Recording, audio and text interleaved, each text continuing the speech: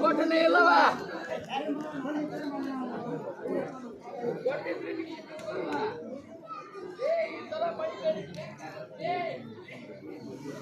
ಮಕ್ಕಳ್ರಿ ಅಂತ ತಿಳ್ಕೊರಿ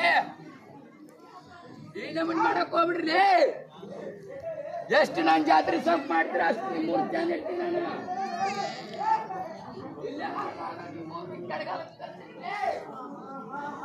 ಮಳೆ ಮಾಡ್ರಿ ಮಳೆ ಕುದುರೆ ತುರಿದ್ರಾಗಲ್ಲಿ ಬಿಟ್ಕೊಟ್ರಿ ಅಂದ್ರೆ ಅದು ನಾವು ಸಂಭಾಳಿಸ್ತೀವ್ರಿ